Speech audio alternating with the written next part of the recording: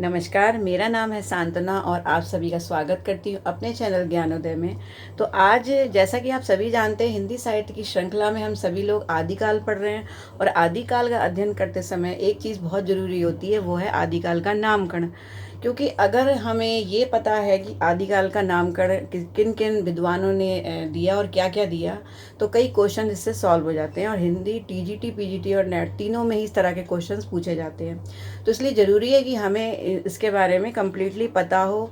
और इस टॉपिक में थोड़ी सी प्रॉब्लम ये होती है कि इतने सारे नाम हैं कि लर्न नहीं होते हैं, अक्सर हमें कन्फ्यूज़न हो जाता है। तो आज मैं आपका कन्फ्यूज़न मिटाने आई हूँ, तो चलते हैं ट्रिक्स के साथ इस नामकरण की ओर। ठीक है, तो चलते हैं। देखिए, सबसे पहले आता है ग्रियर्सन। अब मैं आपको डायरेक्ट ट्रिक्स ही बताती हूँ, ठीक है, ट्रिक्स से ही करवा दी जाती हूँ। देखिए, सबसे पहले आते हैं ग्रियर्सन। ग्रियर्सन ने नाम दिया था चाणकाल।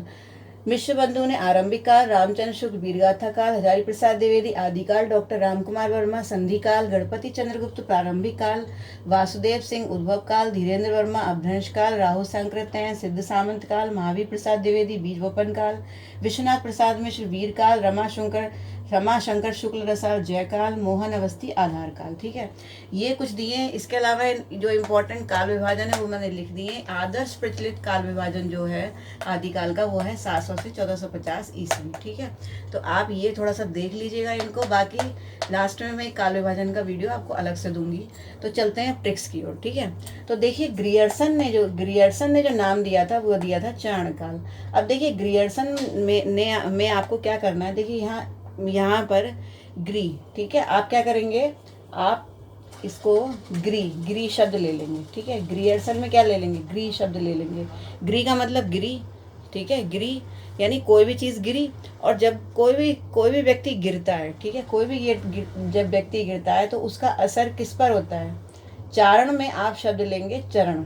ठीक है, चारण में आप कौन सा शब्द लेंगे, चरण। तो जब कोई व्यक्ति गिरेगा तो चरणों से ही गिरेगा ना। ठीक है, उसके चरण यानी उसके पैर ही तो लड़खड़ाएंगे, तभी तो वो गिरेगा। ठीक है, तो गिरता है किससे, चरणों से। तो इसका मतलब ग्रियर्सन का क्या हो गया, चरण काल।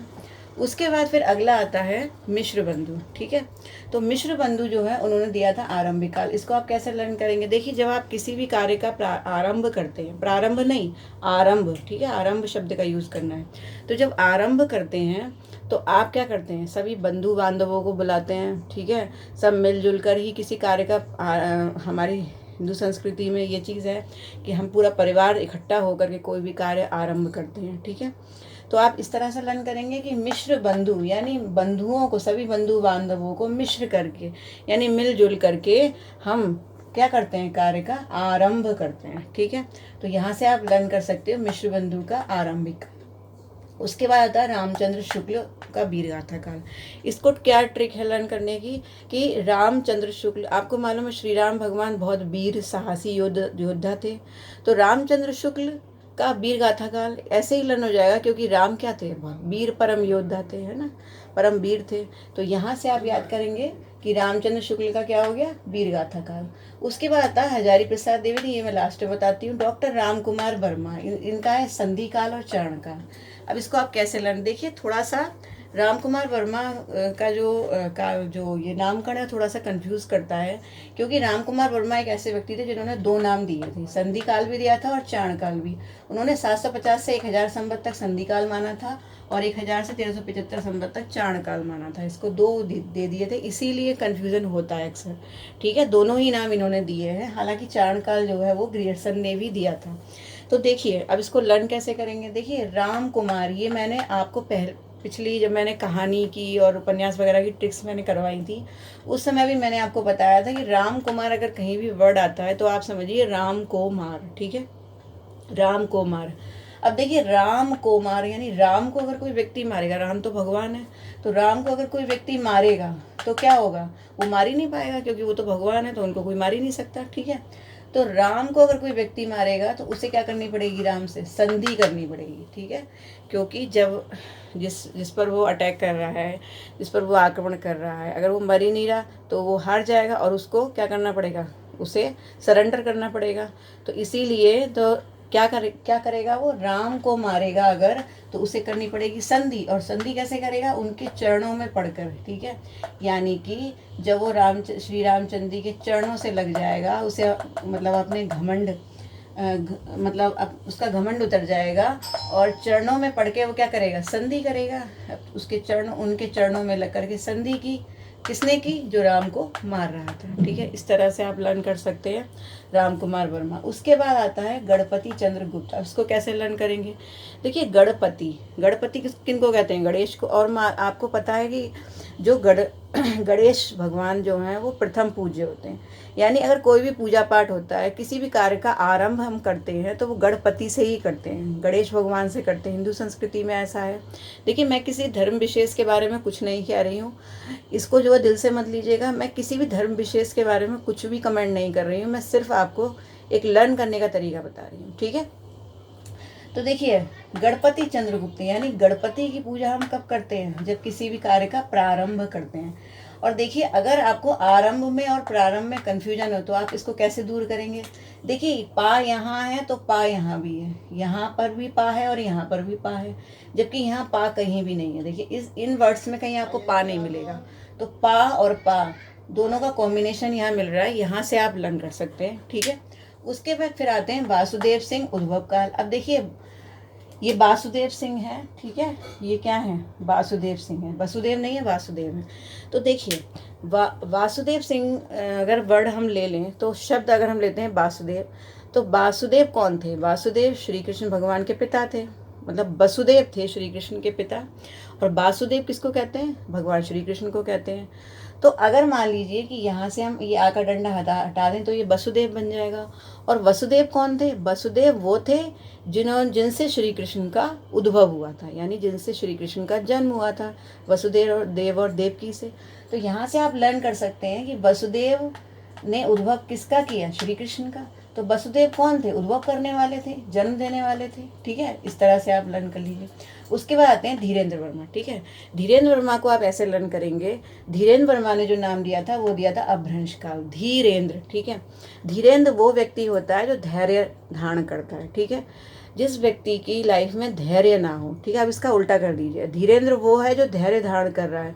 लेकिन अगर कोई व्यक्ति ऐसा है जो धैर्य धारण नहीं करता है, तो उसकी लाइफ, उसका जीवन कैसा हो जाता है, टूटा फूटा, अपभ्रंश जैसा हो जाता है।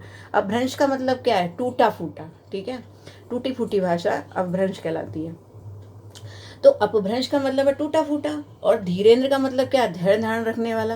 लेकिन आप यहाँ पर उल्टा सोचेंगे, यानी धीरेन्द्र ना हो, अगर ये धीरेन्द्र ना हो, या समझ लीजिए कि धीरेन्द्र पर किसी ने बम रख लिया। आप ऐसे याद कर लीजिए, अगर धीरेन्द्र पर किसी ने बम रख दिया, तो धीरेन्द्र का धैर्य तो चला गया, ठीक है। तो जब उसका धैर्य ही चला जाएगा, तो वो कैसा हो जाएगा, अपभ्रंश हो जाएगा, यानी उसका जीवन टूटा फूटा हो जाएगा, ठीक है। तो इस तरह से आप लर्न कर सकते हैं। उसके बाद आता है राहुल सांकृत्यायन। देखिए, राहुल सांकृत्यायन में आप संस्कृत शब्द छाड़ लीजिए, सांकृत्यायन से आप ले लीजिए संस्कृत। और आपको ये बात पता है कि जिसको संस्कृत आती है, जिसको संस्कृत भाषा आती है, वही सिद्धि प्राप्त कर सकता है।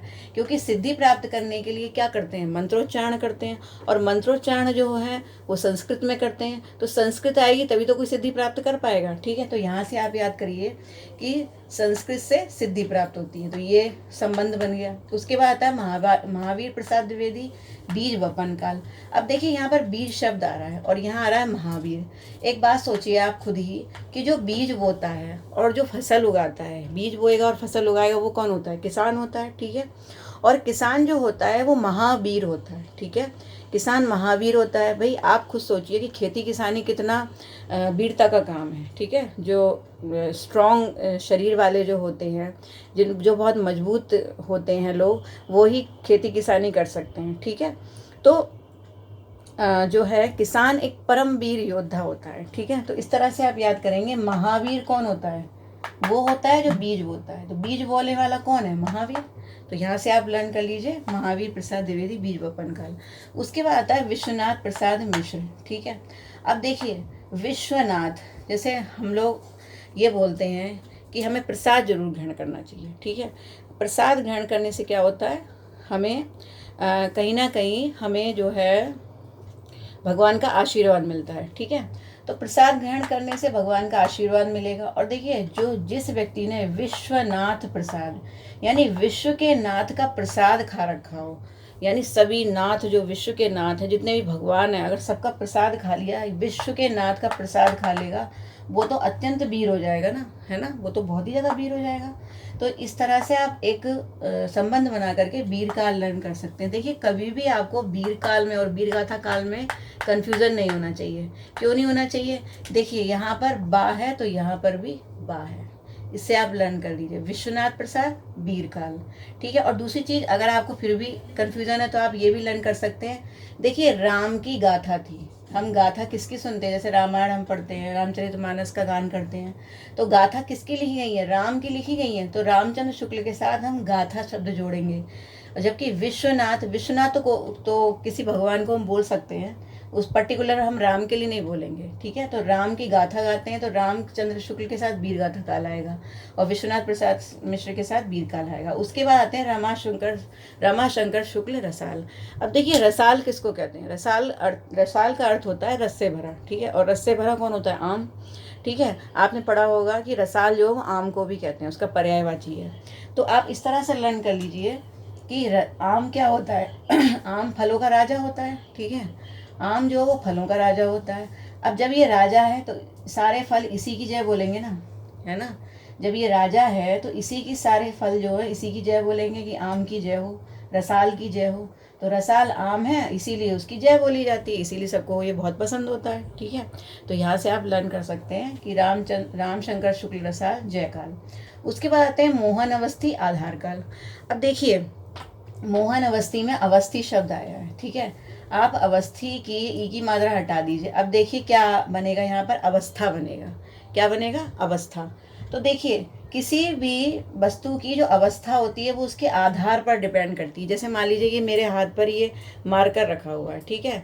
तो अभी ऐसे रखा है तो कुछ देर टिक भी जाएगा। ठीक है। लेकिन अगर मैं इसको ऐसे रखूं तो ये गिर जाएगा तुरंत ही। आप सोचिए, अगर आप अपने घर में, अगर आप जब अपना घर बनाना शुरू करते हैं तो अगर उसका आधार नहीं, जैसा उसका आधार होगा, अगर उसका आधार जो मजबूत नहीं होगा तो उसकी अवस्था भी कैसी होगी? मजबूत नहीं होगी। आधार अच्छा होगा तो अवस्था भी अच्छी होगी। तो आधार और अवस्था, इसमें भी आ है और इसमें भी आ है। आधार अवस्था दोनों आपस में कैसे हैं? बिल्कुल मतलब एक जैसे वर्ड हैं और दोनों एक दूसरे से रिलेटेड हैं। तो अवस्था अवस्थी से बन गया आधार। ठीक है। तो मोहन अवस्थी और आधार को आप इस तरह से रिलेट कर दीजिएगा। उसके बाद एक जो लास्ट बचा है वो हजारी प्रसाद द्विवेदी। हजारी प्रसाद द्विवेदी 1000 बार प्रसाद बांटते थे, ये मैंने आपको कई बार ट्रिक्स में बताया है।